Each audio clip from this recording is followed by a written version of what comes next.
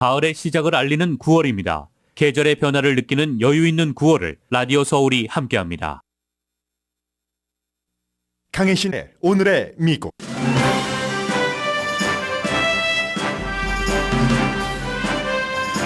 유엔 총회 연설에서 바이든 대통령은 한반도의 비핵화와 우크라이나에 대한 전폭적인 지지를 촉구했습니다. 기후변화와 인공지능 등 국제 간의 협력이 필요한 부분도 강조했습니다.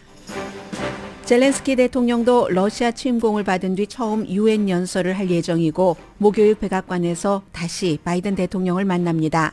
이번 유엔 총회에 미국을 제외하고 중국, 러시아를 포함한 모든 유엔 상임이사국이 참석하지 않자 유엔 파워가 약해진 게 아닌가 이런 의문이 있지만 그래서 바이든 대통령에게 기회가 될 수도 있습니다.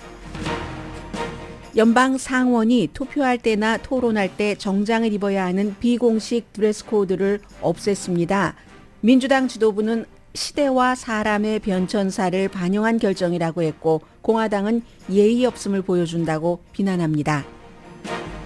연방 하원은 다음 주에 바이든 대통령 탄핵 첫 번째 청문회를 열 것이라고 밝혔습니다. 바이든 대통령 아들과 형에 대한 은행 기록도 요구할 예정입니다. 자동차 노조 파업은 노조 운동에 대한 일반인의 테스트가 되고 있습니다. 현재는 노조에 대한 지지가 기업에 대한 지지를 압도하지만 장기화될 때는 알 수 없습니다. 트럼프 전 대통령이 다음 주에 캘리포니아주에서 열릴 두 번째 공화당 후보 토론을 스킵하고 디트로이트로 갑니다. 파업 중인 자동차 노조원 앞에서 연설하기 위해서입니다. 이란에 억류됐다 풀려난 미국인들이 오늘 미국에 도착했습니다. 모두 이란과 미국 이중 국적자지만 이분들은 이란이 외국인을 인질로 잡고 있다고 강하게 비난합니다. 여러분 안녕하십니까? 오늘의 미국 강혜신입니다. 유엔 하면은 세계에서 가장 큰 그 국제 기구인 것 당연하고요. 유엔이 창설된 때가 그 1945년도 6월 8월은 아니고 6월이었습니다. 그래서 이제 한국인들에게는 그 유엔 창설을 기억하기가 굉장히 조금 쉬운 편이기도 하고요. 그리고 지금 현재 193개국이 가입돼 있고 1945년이니까 올해로 78년 된 국제기구입니다. 매년 그 총회를 하고 오늘도 다른 해와 마찬가지로 유엔 총회를 하는데 유엔 총회에 이제 세계 지도자들이 많이 모이고 세계의 가장 중요한 안건들이 얘기가 됩니다. 우선 기본적으로 이제 유엔 그 안전보장이사회 상임이사국 5개국 가운데서 딱 한 나라만 참석을 했죠. 올해는 미국만. 그리고 중국, 러시아, 프랑스, 영국은 참석하지 않았습니다. 각자 다른 이슈를 들어서 이것에 관한 여러 가지 문제는 뒤에 조금 말씀드리기로 하고요. 미국이니까. 바이든 대통령이 오늘 이제 연설을 했는데 유엔 총회의 연설은 항상 브라질 대통령이 제일 먼저 합니다. 왜냐하면 그때 이제 유엔 헌장에 제일 처음에 그 서명한 국가가 브라질이거든요. 브라질이기 때문에 거기에 대한 예우 이건 평생 변하지 않습니다.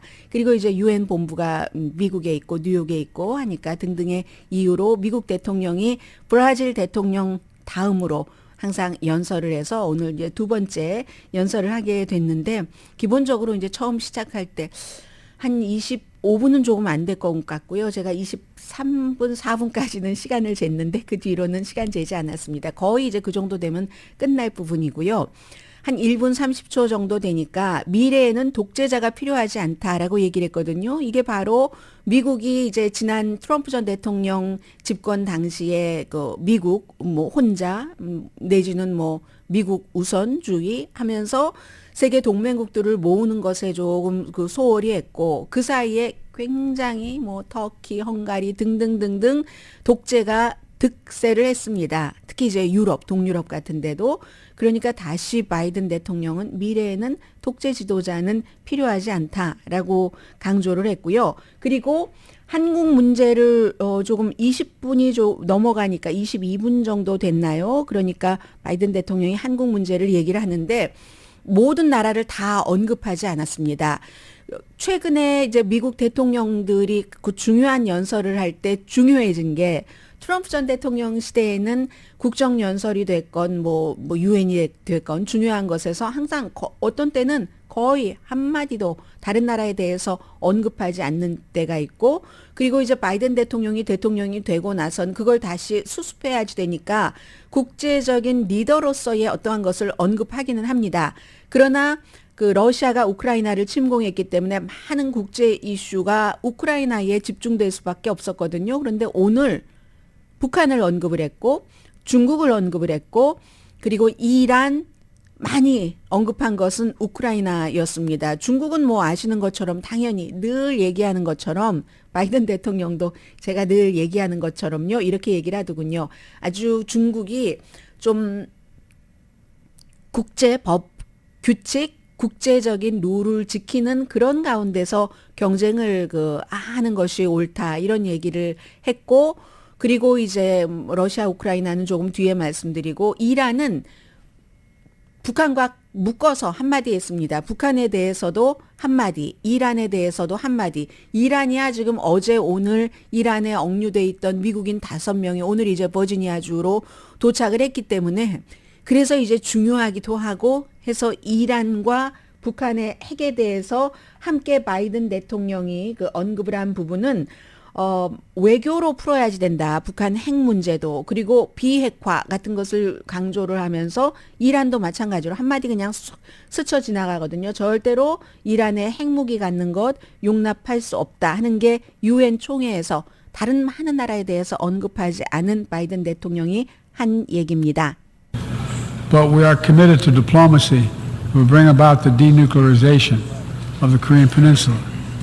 We're working with our partners to address Iran's destabilizing activities that threaten regional and global security and remain steadfast in our commitment that Iran must never acquire a nuclear weapon.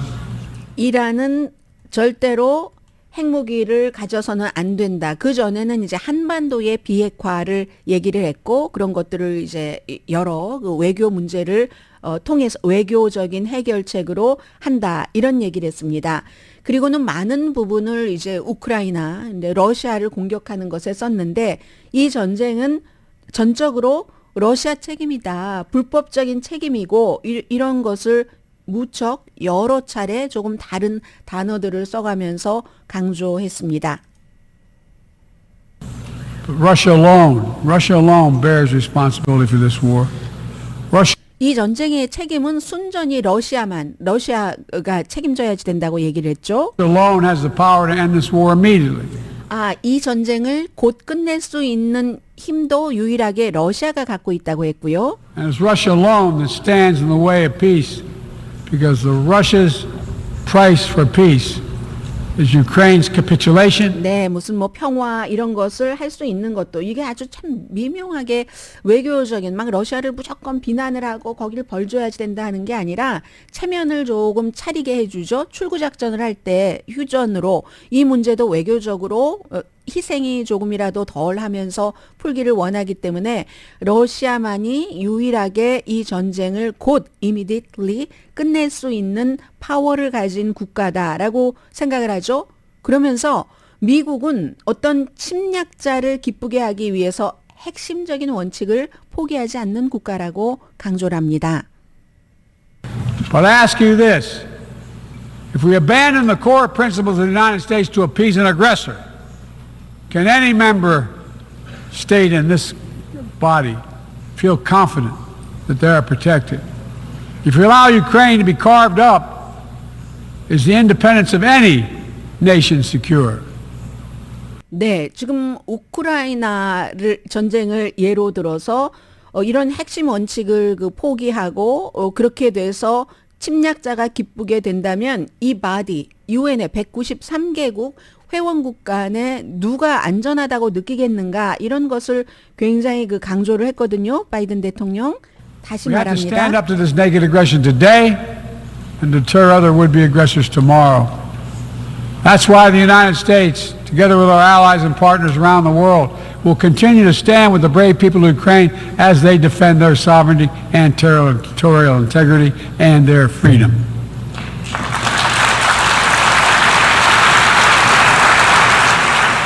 네, 결국은 이제 그런 이유로 침략자를 기쁘게 하기 위해서 어떤 자유 수호라든가 주권 수호라든가 이런 것을 포기하면 안 되기 때문에 미국은 끝까지 우크라이나를 지원하고 다른 나라도 그렇게 해야지 된다는 거죠. 당연히 카메라는 이때 앉아 있는 그 젤렌스키 대통령을 비춰줬고 사람들은 계속 박수를 쳤습니다.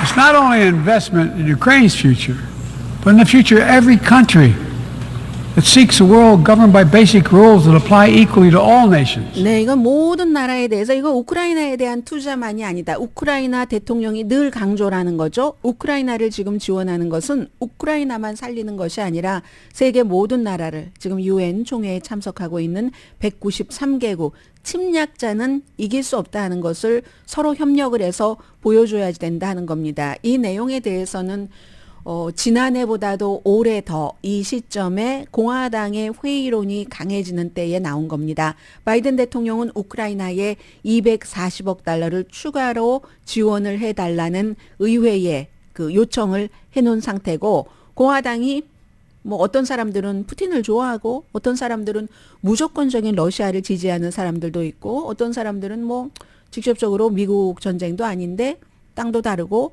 하면서 돈을 다른 데다가 쓰지 하는 사람도 있습니다. 그러나 이제 그래서 이제 대통령이 중요한 건데 대통령이 어떠한 그 세계적인 비전과 미국의 리더십에 대한 철학을 갖고 있느냐. 어떤 철학일 수도 있고 철학이 아예 없는 사람이 대통령이 될 수도 있습니다. 세계사에 대해서.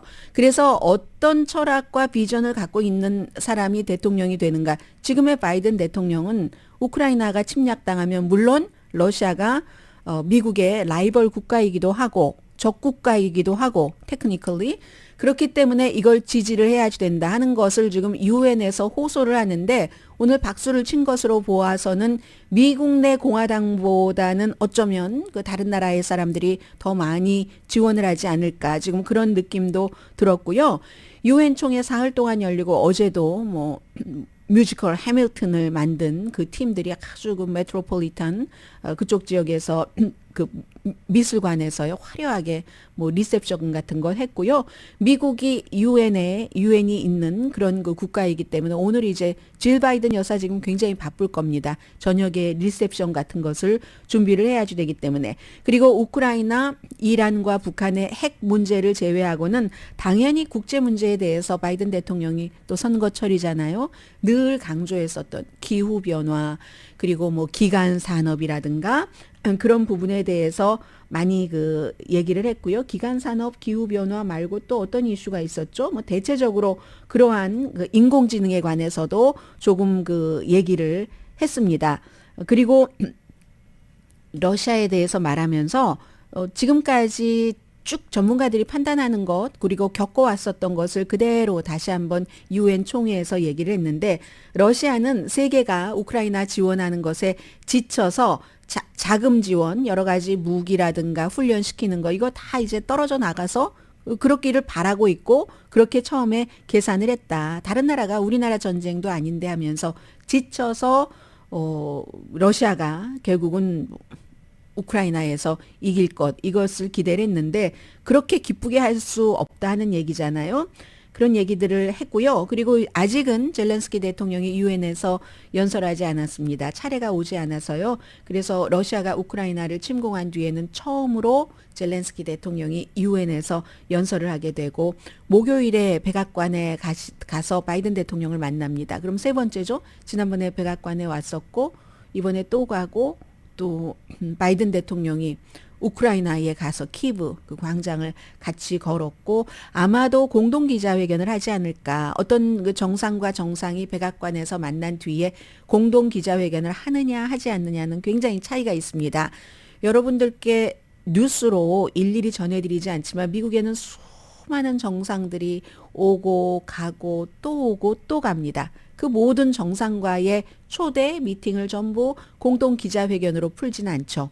그리고 이제 지난번에 뭐 윤석열 대통령이라든가 나렌드라 모디 총리라든가 아니면 임마누엘 마크롱 그 프랑스의 대통령 같은 사람들은 국빈 방문으로 초대를 했기 때문에 아주 커버리지가 많죠. 그러나 보통은 그렇지 않습니다. 무슨 뭐 좀 평화로운 그동안 평화로웠던 국가 무슨 뭐 스웨덴, 노르웨이, 핀란드 이런 지도자들이 오면요. 그냥 조용히 왔다가 조용히 이제 밥 먹고 가고 합니다. 그것도 이제 국빈 만찬 같은 것 아닐 경우가 굉장히 많고요.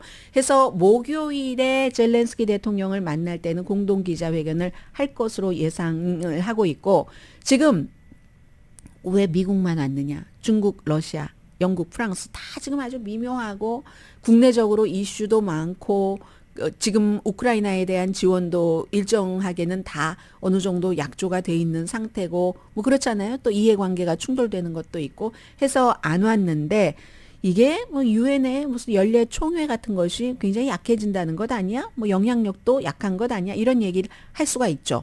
그런데 바이든 대통령은 오히려 이럴 때 항상 우리가 똑같습니다. 인간사가. 나의 라이벌들 내가 좀 이렇게 내가 지도자이긴 한데 이 그 5 그룹에서도 멤버 5 있는 그룹에서도 좀 지도자이기는 한데 두세 사람에 대해서는 영국 프랑스에 대해서는 그런데도 좀 눈치를 봐야 되는 거 있잖아요. 그런 눈치 볼 사람이 없는 겁니다. 바이든 대통령이 사흘 동안 유엔 총회에 참석을 하면서 그렇기 때문에 오히려 본인의 어떤 뭐 미국의 브랜드라고 할까요? 이런 것을 좀 더 자유롭게 눈치 안 보고 강조할 수 있다. 이건 이제 크리스찬 사이언스 모니터가 얘기를 한 거고요. 리더십 브랜드를 빛나게 할 기회도 된다는 얘기요.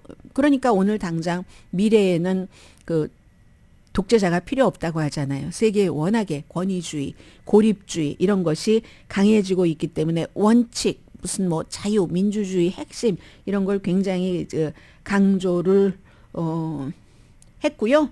아무튼 세계은행에 대해서도 조금 얘기를 했습니다. 세계은행에 대해서는 G20 정상회담에 가서도 그곳에 미국이 더 많은 지원도 한다고 했고 세계은행이라는 게 좀 못 사는 나라를 더 많이 지원을 하니까 좀 키워야지 된다고 얘기하는데 이 모든 것들은 중국과 러시아를 신경 쓴 행보입니다. 그래서 오늘 바이든 대통령이 5개국 지도자를 만나는데 전부 이 나라가요. 중앙아시아 5개국입니다. 러시아나 중국과 국경을 딱 맞대고 있어서 그 큰 거대한 중국이나 러시아를 무시할 수 없는 나라. 카자흐스탄, 키르기스스탄, 타지키스탄, 투르크메니스탄, 우즈베키스탄 이런 미국의 대통령이 이 중앙아시아의 5개국 지도자와 이렇게 동시에 만난 적이 없습니다. 이거 굉장히 중요한 일이고요. 그리고 내일은 유엔에서 언제나 변함없이 제일 먼저 연설하는 브라질의 대통령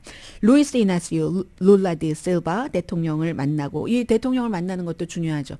브릭스의 멤버잖아요. 중국, 러시아, 브라질 그리고 인도, 사우스아프리카 이렇게 뭉쳐있는 그곳의 멤버이기 때문에 벤자민 네타냐후 아주 어렵게 이제 선거에서 이겼죠. 이스라엘 총리와 내일은 그러니까 이스라엘 총리 그리고 또 브라질 대통령 두 사람과 별도로 회담을 하고 그리고 이제 내일 이제 워싱턴으로 돌아갑니다. 지금 대통령이 뉴욕에서 사흘 동안 머물고 있습니다. 아직까지는 유엔에서도 미국이 가장 강한 강대국으로서 여러 가지를 표시, 영향력 같은 것을 좀 과시하고 있습니다.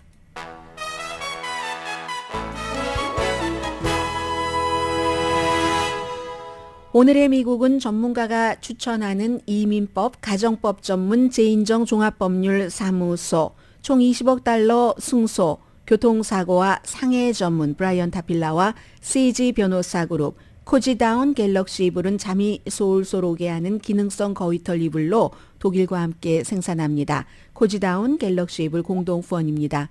네, 지금 케빈 맥카티 하원 의장이 대통령을 탄핵하는 데 필요한 중요한 투표 같은 것을 다 거르고 이제 탄핵으로 들어가잖아요. 그 문제에 대해서 케이블 방송에서는 열심히 전문가를 초대를 해서 얘기를 하고 있는데 잠시 뒤에 저는 의회 뉴스는 의회 뉴스인데 조금 소프트한 것을부터 시작을 해보겠습니다.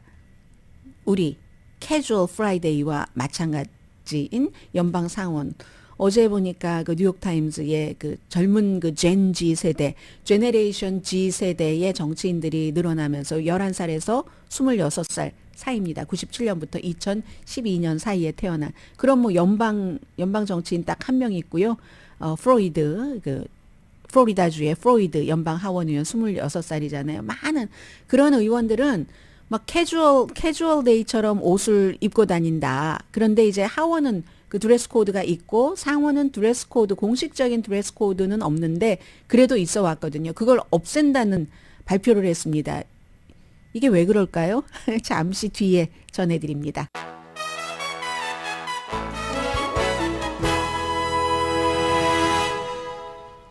라디오 서울 방송 오늘의 미국 듣고 계십니다. 이제 미국에서 연방 하원이 됐건 상원이 됐건 그 지도자가 있죠. 더군다나 이제 다수당의 지도자의 경우는 막강한 힘을 갖게 됩니다.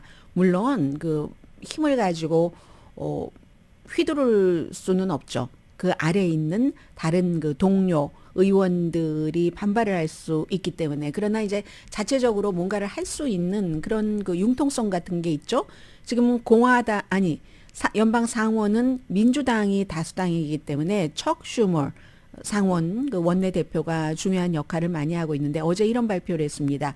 비공식적으로 항상 의회에서 투표를 한다던가 아니면 의회에서 중요한 안건에 대해서 논의를 할 때는 그 홀에 들어갔을 때 딱 정장을 해야지 되는 타이도 메고 뭐 자켓도 입고 해야지 되는 그런 룰이 있었고 오랜 동안 지켜왔는데 이제 그런 거 안 하겠다라고 딱 선언을 했거든요. 뭐 심지어는 모자 달린 그 캐주얼 그 무슨 후디 같은 것을 입어도 된다는 겁니다. 그러니까 비즈니스 그 숫 같은 것을 안 입어도 된다. 이건 선택이라고 얘기를 했어요. 척 슈머는 선택인다. 그러면서 본인이 그렇게 입겠다는 게 아니라 나는 그냥 정장 차림으로 늘 계속 뭐 나는 양복 입고 나는 갈 거예요. 라고 얘기했는데 그렇지 않은 사람, 대표적인 사람이 이 존 페러먼이라는 펜실베니아주의 53세인가 54세인가인 민주당의 초선 연방 상원 의원입니다. 처음에 이제 당선되고 나서 몇 개월 동안은 양복 입었어요. 이 사람이 거구잖아요. 완전히 양복 입고 다니다가 원래도 아팠었고 심장질환으로 치료도 받고 다시 이제 의사당에 복귀하면서부터는 편한 복장을 입기 시작했습니다. 무릎 조금 아래까지 오는 좀 길고 통이 넓은 그런 반바지에 아주 그 캐주얼한 막 풍성한 이런 셔츠 같은 것을 입고 다녔는데 이 사람이 그래서 그동안에 투표하고 할 때는 어떻게 해야지 되냐면요. 그 홀 안에는 투표장 안에는 들어가지 못합니다. 들어가지 못하고 문이 이렇게 열려 있으면 거기서 손을 손 아래로 한다던가 위로 한다던가 해서 yes or no를 표시하는 이런 식으로 했거든요. 그런데 이제는 그런 차림으로 그 반바지 차림으로 토론을 하거나 아니면은 투표를 할 때 들어갈 수 있다는 것. 이거 왜 그러겠어요? 척 슈머 민주당의 연방 상원 의원이 뭐 BBC 방송, 미국의 많은 언론과 인터뷰를 하는데 이게 이제 결국은 시대를 반영하는 그런 거라는 거죠. 전통적으로 우리가 꼰대라고 얘기를 하잖아요. 왜 꼰대 문화를 계속 해야지 되는가라는 것이 연방 상원에까지 쭉 들어간 겁니다. 그랬더니 공화당에서 많은 사람들이 비난을 합니다. 제가 대표적으로 비난하는 사람만 말씀을 드리자면은 가장 목소리가 큰 마조리 테일러 그린, 조지아주의 연방 그 하원 의원인데 그 상원의 것을 마구 비난을 합니다. 본인은 이제 규정 같은 거 마음대로 어기면서 총도 가지고 들어가고 마스크 쓰고 오라고 하면 마스크 안 쓰고 벌금 내고 뭐 그래도 마스크 안 쓰고 다니고 참 안 지켰어요, 룰을. 그런데 상원이 이번에 이렇게 그 드레스 코드 같은 것을 그동안에도 공식적으로는 없었지만 아예 비공식적으로도 없애겠다 하니까 하는 얘기가 아니 우리가 무엇을 입느냐 하는 것은 우리 이 의회 인스티튜션 우리 이 기관에 대한 예의를 나타내고 존중을 표현하는 그 사회적인 굉장히 중요한 표준인데 그 바로 전에 이 존 페러먼 같은 사람 뭐 의사당의 반바지 입고 다닌다던가 이런 게 굉장히 기준을 낮추고 있다라고도 비난을 했거든요. 그랬더니 이제 페러먼은 거기에 대해서 뭐라고 얘기하냐면 아니 의회 의사당에서 뭐 대통령 아들의 벌거벗은 사진 같은 것을 이렇게 청문회 할 때 그 공화당 의원들도 샤킹했다고 하잖아요. 다 보여주고 하면서 그랬던 사람이 무슨 예의를 하느냐. 그리고 또 국정연설, 바이든 대통령이 국정연설할 때도 벌떡 일어나서 라이어, 뭐 거짓말장이야, 막 이렇게 얘기를 했잖아요. 그렇게 본인은 예의를 차리지 않으면서 무슨 예의를 말하고 있어 하고 또 하나가 있죠. 로렌 보버트라는 요즘에 아주 그 콜로라도주의 유명한 막 그 뮤지컬 보면서 옆에 같이 동석했던 남편은 아니고요. 남편과는 이혼 끝났나요? 이혼 소속 중인가요? 하고 막 더듬고 남자를 더듬고 베이핑 막 전자담배 피우고 소리 내고 춤추고 껴안고 이래서 사람들이 하도 컴플레인을 해서 쫓겨냈다는 것 아닙니까? 그랬더니 이제 내가 누군 줄 알아? 시장에게 전화 걸겠어. 이러니까는 그 극장 직원이 하면서 경찰 부르겠습니다. 하니까 경찰 오기 전에 쫓겨났다는 거 아니에요? 그리고 내가 언제 베이핑을 폈다고 언론이 가짜 보도를 한다고 하는데 그 감시 카메라에 다 찍혔어요. 그 뮤지컬 도중에 막 베이핑 피고 연기 나오고 남자 몸을 더듬고 하는. 그 제가 이 말씀을 왜 드리냐면 마조리 테일러 그린 의원이 예의를 갖춰라 했는데 마조리 테일러 그린 의원과 바로 이 콜로라도주의 로렌 보버트 의원이 싸울 때는요. 날욕하면서 싸웁니다. 의사당에서도 날욕하고 싸우고 하면서 예의를 지키라고 하니까 아니 옷을 편안하게 입는 것은 예의 안 지키고 너희들은 그렇게 하는 것은 예의 지키는 것인가. 그러니까 이런 식으로 예전 같으면 이런 게 뉴스도 안 되거든요. 엄청나게 가벼워진 겁니다. 의사당 내부에서도 누가 먼저라고 할 건 없죠. 한쪽에서 너무 예를 들어 천박하게 공격하면 어디까지는 그냥 가만히 있지만 가만히 있는다고 그게 능사는 아닌 것 같아요. 그러면 천박한 측에서 점점 더 천박하게 공격해서 그 천박함이 우화하려고 노력하는 좀 뭔가 갖추려고 노력하는 쪽을 잡아먹어 버리거든요.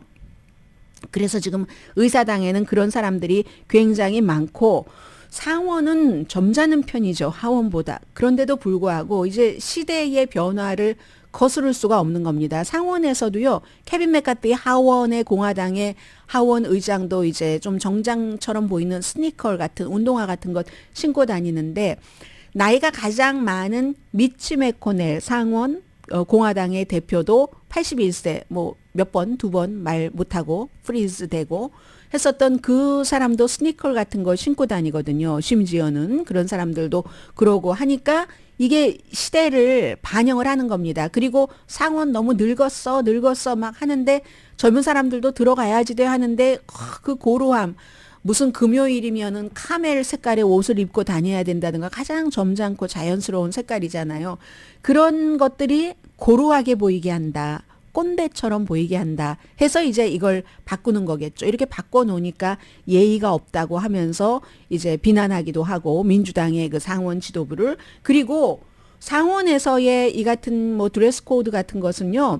남녀 차별도 많았어요. 1990년대가 돼서야 여성들은 처음으로 바지를 입을 수 있는 지금 계속 테니스 스타들이라든가 아니면 축구라든가 이런 스포츠계에서 일하고 있는 여성들이 우리 남자와 똑같이 대우하지 않느냐라고 얘기를 하잖아요. 디자이너 부분에선 그런 때 코코 샤넬이 유명한 거고요. 바지 쫙 슬랙스를 멋지게 그 여성다움도 보이면서 입었기 때문에 1990년대 처음으로 뭐 그때 뭐 연방 상원에 여성들 많지도 않았지만 바지를 입을 수 있었습니다. 여성들은 다리 다 놓고 다니라고 하고 아무튼 그런 정도로 허용이 됐었고 2007년도에 힐러리 클린턴 연방 상원 의원이 뭐 그렇게 막 섹시하게 보이려고 다 파진 옷 입고 다니고 그러는 사람은 아니잖아요. 노골적으로. 그런데 어떤 때 2007년도에 힐러리 클린턴 당시 그 상원 의원이 조금 깊이 파인 옷을 입었다고 얼마나 비난을 했는지 모릅니다. 막 엄청나게 비난을 받았고요. 그리고 민주당에서 지금은 무소속으로 된 애리조나의 크리스틴 시네마 상원 의원이 아주 그 옷을 패셔너블하게 입고 멋지게 입어요. 실제로 멋지게 입고 도발적으로 입고 막 색깔도 도발적이고 뭐 소매 없는 옷 같은 거 많이 입고 다니고 하원에서는 여성들이 소매 없는 옷을 언제 입을 수 있게 했냐면요.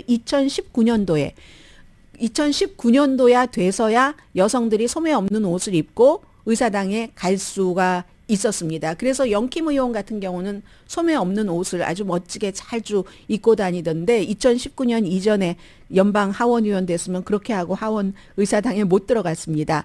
이런 식으로 해서 지금 상원과 하원을 제가 약간 이렇게 교차해서 말씀을 드렸는데요. 연방 상원 의원 힐러리 클린턴 그랬고 크리스틴 시네마 같은 경우는 소매 없는 옷도 많이 입었고 어떤 때 투표하러 가면서 핑크색 가발을 쓰고 간다던가 연방 상원 의원이 그리고 이제 뭐 그런 어떤 때는 뭐 dangerous creator 아주 위험한 창조물이야 나는 이렇게 써 있는 티셔츠를 입고 다닌다던가 해서 비난을 많이 받았는데 젠지 세대는 이런 게 흔한 겁니다. 아직까지 미국의 젠지 세대의 연방 상원의원 한 명도 없고 26살이 제일 나이 많은 사람이니까요. 젠지 세대에서 연방 하원 의원은 말씀드린 대로 그 프로스트 의원 플로리다주에 한 명이 있는데 하원은 공식적인 복장 규정이 있습니다. 그래서 그 복장 규정에 따라서 2019년도에 여성들 그럼 소매 없는 옷도 입을 수 있어 해주고 그리고 이제 그때 왜 그랬냐면 히잡을 쓰는 최초의 뭐 아랍계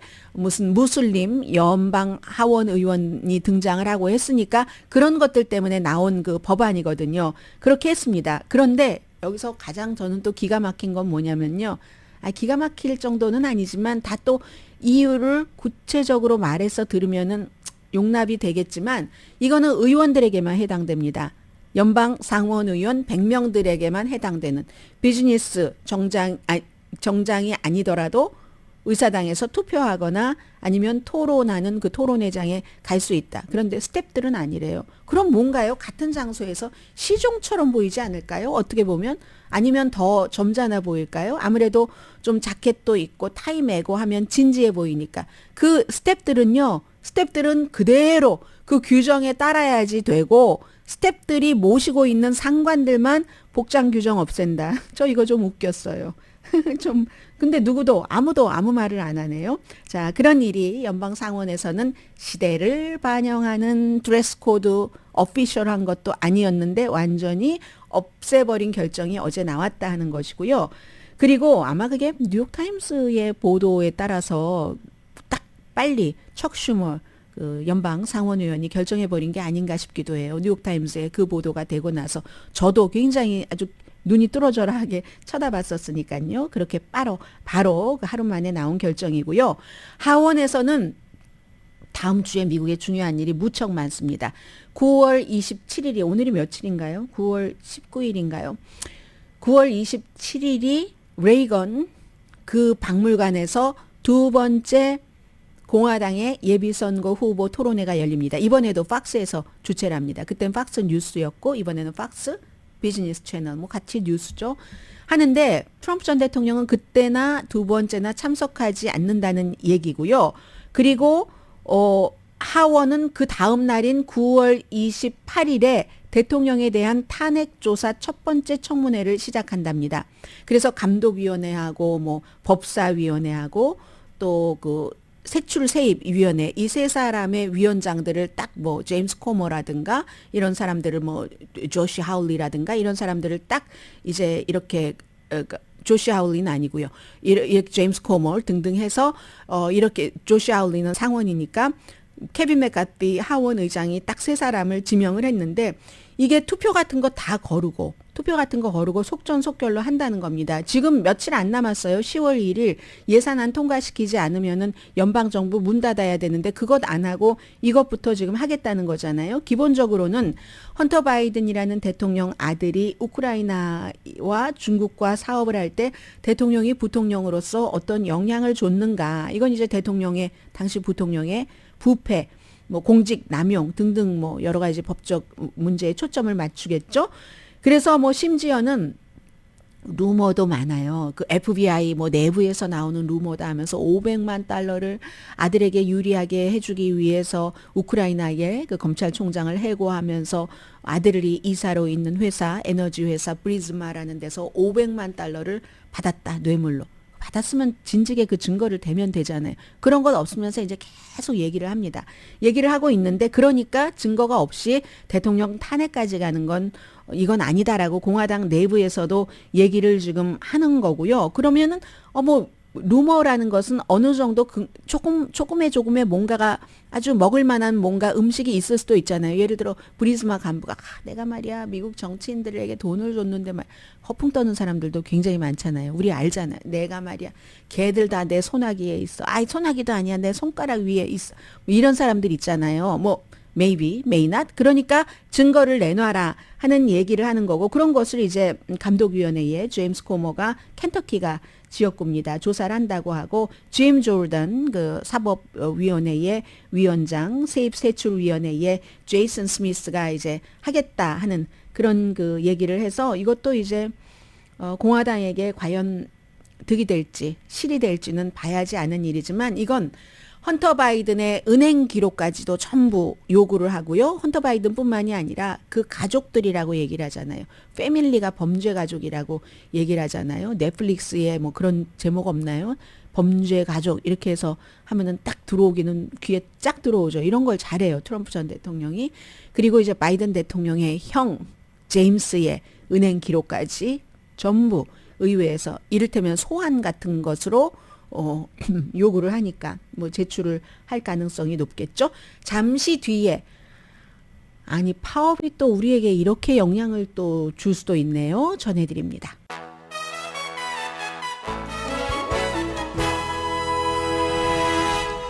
라디오 서울 방송 오늘의 미국 듣고 계십니다. 지금 노조와 노동조합이 파업하는 것은 도박이다. 이건 이제 오늘 뉴욕타임스의 표현이고요. 일반인들이 얼마나 이 파업을 지지하느냐가 이제 스트레스 테스트가 될 것이다라고 얘기하는데 지금은 갤럽 등등의 여론조사를 보면은요, 노조를 굉장히 여론이 많이 지지를 합니다. 뭐 노조가 사실 민간 부문에서의 노조에 가입된 사람은 10%도 안 되고요. 전체 직장인의 그 정도 되는데 지금 70% 이상이 그 노조를 지지를 하고 기업을 지지하는 사람들이 많지 않아요. 왜냐하면 하도 그런 뉴스들이 많이 나와서 사람들이 이제 인식이 됐잖아요. 뭐 경영자들이 돈을 많이 받는 것은 인정을 한다. 그런데 그 갭이 수백 배, 수천 배 차이라면 이건 아니지라고 생각하는 사람들이 많은 겁니다. 그래서 이제 자동차 노조들도 우리가 금융사태 때 봉급 삭감 당했고 그 이후에 코비드 때도 막 봉급 정말 조금 받고 일을 했는데 그 코비드가 끝나고 나서 회사가 이윤이 그렇게 많아서 CEO들은 65% 그 몇천만 달러 받는 사람 65% 인상이면 대단한 것 아니에요? 그럴 때 우리는 왜 예전에 깎은 것도 안 올려주느냐, 이거 안 되겠다 이렇게 요구를 하는 거잖아요. 아직까지는 사람들이 지지를 한답니다. 팬데믹이 시작되고 나서 노조는 약간의 르네상스 같은 분위기라고 할까요? 왜냐하면 일할 사람이 없으니까 1940년대에 전쟁이 끝나고 나서 노조가 막 이렇게 활발해서 50년대쯤 되니까 중산층이 조금 두터워졌고 이런 게 있는데 지금부터 지난 수십 년 동안은 팬데믹 이전까지는 너무나 그 CEO라든가 이런 사람들이 실적 위주로 해서 너무 많은 것을 가져갔기 때문에 비난을 많이 받던 차에 팬데믹이 일어났고 사람들을 구할 수 없으니까 뭐 스타벅스 같은 데 완강하게 막고 있지만 그래서 실패하기도 하지만 노조 같은 것이 만들어지잖아요. 커피숍이, 월마트가, 아마존이. 그래서 사람들이 그건 그만큼 지지를 한다는 얘기가 되겠죠.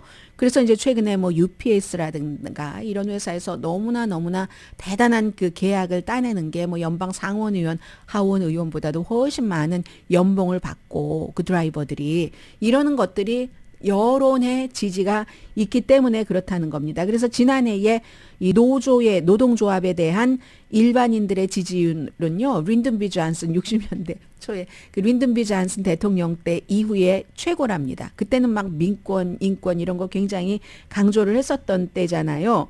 그래서 철도 노동자와 UPS의 파업의 경우는 정말 어떻게 이거 정말 대단하게 경제에 큰 해를 줄 수도 있어 하는 그 직전까지 가기 전에 이제 이런 것이 해결이 됐고 노조의 대단한 승리였고 헐리우드의 작가와 배우 파업은 사실은 세계적으로 영향을 미칩니다. 한국에도 심지어 좋게든 나쁘게든 영향을 미치는데 그게 일단 기본적으로 눈으로 볼 때는 처음에는 캘리포니아주 예, 조금 한정이 된 것 같잖아요. 그런데 자동차 같은 경우는 뭐 파업도 하는 장소도 지금 세 군데일 뿐더러 누구나 다 자동차하고는 연관이 있죠. 영화, 드라마 안 보는 사람이 더 많을지 모릅니다. 그래서 이제 이게 굉장히 중요한데 처음에는 일단 지금 뭐 10% 정도 파업을 했으니까 that's okay 하다가 지금 노조가 여론의 지지를 알고 20% 앞으로 4년 동안 이제 봉급 인상한다고 하는 거고 노조는 40%를 요구하잖아요. 우리 안 물러나겠어? 우리 금요일까지 해결되지 않으면 지금 10%지만 더 많은 사람들이 파업을 할 거야. 그러면 지금까지를 보면은 포드와 그 제너럴 모터스의 경우는 직원들을 해고하는 거. 일하러 나오지 마세요. 파업들을 저 사람들이 많이 하니까 저 사람들이 해놓을 일을 안 하기 때문에 여러분들도 하실 일이 없네요. 이렇게 지금까지는 대처를 하고 있는데 이게 어떻게 갈지 모르죠.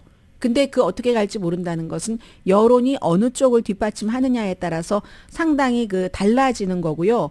제너럴 모터스도 뭐 70년대 이때 굉장히 성공적으로 뭐 파업을 하기도 했죠. 그때는 또 일본 차 같은 것이 많이 들어와서 아주 힘들어졌었던 이런 때. 그래서 노조가 엄청 이겼죠. 엄청 이기고 나서 회사가 그 돈 뒷감당을 하지 못해서 세계적인 경쟁력에서 엄청 힘들어지기도 했고 해서 살살해라. 양측 다. 나중에 가서 엄청나게 비난받지 않을 정도로 이 정도의 경고들을 지금 계속하고 있고 자동차 노조가 파업을 하면요. 그 다음에 다른 쪽으로도 쫙 갑니다. 과거의 예로 보면은 뭐 철강, 뭐 섬유 등등 업계로 인쇄 매체까지 전부 가거든요. 그래서 일반 근로자들이 임금이 높아지면 사회에 좋아질 수 있죠. 그 사람들이 이제 뭐 물건도 와서 사고 밥도 사 먹고 하니까 그렇지만 너무나 공격적으로 하면은 그 사주들도 투자를 안 하고 그리고 요즘은 다 다국적 기업이기 때문에 해외에서도 투자를 안 하잖아요. 그렇게 되는 경우 일자리가 없어질 수도 있고 해서 바이든 대통령의 딜레마죠. 지금 노조를 엄청 지지하는데 노조의 파업 같은 것 해서 한국에서 굉장히 비난을 많이 하고 있는 무슨 미국에서 법을 통과시켜서 기간산업법, 인플레이션 삭감법 등등을 해서 어떻게 하든지 배터리를 만들던 자동차를 조립하던 미국에서 해라. 그래야만 우리가 보조금을 주겠다 하는 게 이처럼 근로자들의 일자리를 없애지 않기 위해서 하는 정책입니다. 그런데도 전기 자동차를 추구하니까 완전하지 않아서 지금 이렇게 되는 거고요. 갤럽의 조사에 따르면 75%가 이번 파업에서도 현재까지는 노조를 지지하고 19%가 회사에 공감을 한다는 얘기를 하고 있거든요. 그래서 금요일에 더 크게 파업을 갈지 모르고 이게 또 27일이 무슨 요일인가요? 27일이 토론이 있는 날이고 수요일이고요. 목요일이 28일이거든요. 그 토론이 있는 날 트럼프 전 대통령이 토론회를 하지 않고 디트로이트로 가서 노조들에게 연설을 한다는 거잖아요. 이건 이제 거기에 또 꼬이는 겁니다. 전기 자동차 때문에 이러는 거야. 전기 자동차를 그 지지하는 바이든 대통령이 틀렸어. 이런 얘기를 하겠죠. 한 500명이 넘는 전현직 노조원들 앞에서 트럼프 전 대통령이 연설을 한다는 건데 이게 그래서 이 노조의 파업이 다음 대선까지 우리 생활까지 연관이 되는 겁니다. 2016년도에 놀랄 정도로 트럼프가 미시건에서 이겼어요. 힐러리 클린턴이 무시를 했었던 블루 스테이트에서 이겼는데 푸른 벽을 무너뜨린 거죠. 큰 차이는 아니었습니다. 그러다가 2020년도에 다시 바이든이 가져갔죠. 15만 표 이상으로 정상을 회복한 겁니다. 원래 파란색 주. 2024년도 미시건이 중요하겠습니까? 안 중요하겠습니까? 그래서 트럼프 전 대통령이 전기자동차 안 돼 하면서 공화당 2차 토론회를 스킵하고 미시건으로 가게 되는 거죠. 트럼프 전 대통령 무슨 전기차에 대해서도 사기다. 이 기후변화에 대해서 혹스라고 얘기하는 것과 똑같은 얘기를 하고 있고 지금 자동차 노조는 바이든 대통령을 공식적으로 지지하지 않고 있고 전기자동차로 전환하는 거 우려한다고 얘기를 하지만 그렇다고 트럼프 전 대통령을 지지하느냐. 트럼프가 대통령이 되면은 재난이다. 이런 표현하고 있습니다. 그래서 트럼프 전 대통령이 파업하는 대로 가고 이 자동차 노조의 파업은 다음 대통령까지 선출하는 데도 영향을 미칠 수 있는 정도의 파급력이 될 수도 있습니다.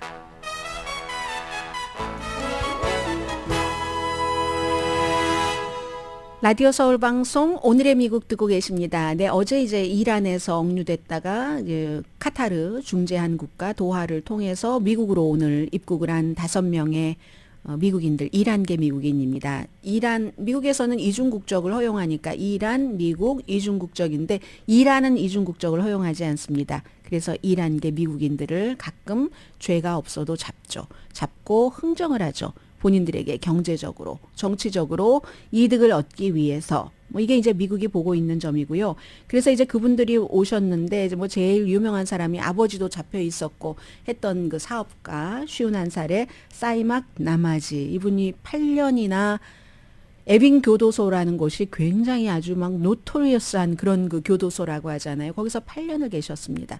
그리고 중간에 2015년도에는 또 2015년부터 이 사람이 수감이 돼서 2016년도에 아버지가 아들을 만나러 갔다가 또 수감됐다가 아버지는 지난해 10월인가 풀려나셨거든요. 그래서 이제 이런 사람들이 와서 하는 얘기가 이슬람 정권의 오래된 뭐 외국인 내지는 이중국적자 잡아놓고 뭔가 판도를 바꾸려는 이 같은 그 아주 뭐 그런 것을 끝내기 위해서 노력을 해야지 된다. 이런 그 얘기를 하고 있고요. 그리고 미국에서도 이란 사람들을 석방을 했잖아요. 5명을. 그런데 그 사람들은 5명 가운데 3명이 이란에 안 간다고 얘기를 합니다. 이번에는 또 한국이 오일을 사고 이란에서 사고 이란에 대한 제재 때문에 주지 않았었던 60억 달러를 이제 이란에 돌려주면서 있었던 이런 일인데 시간이 없어서 제가 말씀을 드리지 못했지 거기에 수감됐었던 사람들이 하는 스토리들 말이요. 여러 느낌을 줍니다. 오늘의 미국은 전문가가 추천하는 이민법, 가정법 전문 재인정 종합법률 사무소, 총 20억 달러 승소, 교통사고와 상해 전문 브라이언 다필라와 CG 변호사 그룹, 코지다운 갤럭시 이불은 잠이 솔솔 오게 하는 기능성 거위털 이불로 독일과 함께 생산합니다. 코지다운 갤럭시 이불 공동 후원이었습니다. 10시에 좋은 아침, 좋은 하루 방송됩니다. 아버지도 수감됐고 아들도 수감됐다 풀려난 그 51살의 그분이 얘기하시기를요. 세상이 나를 잊지 않도록 도와주신 분들이 아니었다면 저는 석방됐지 않았을 겁니다. 정말 감사합니다. 내가 그 감옥 안에서 말할 수 없을 때 저의 목소리가 돼줬고 에빈 감옥에 뚫을 수 없는 벽 뒤에서 비명을 지르기 위해서 제가 막 힘을 모으고 있을 때 저의 목소리가 들릴 수 있게 해주셔서 감사합니다라고 얘기를 했습니다. 근데 포기하지 않고 하면은 이런 날이 오는 거죠. 강희신이었습니다.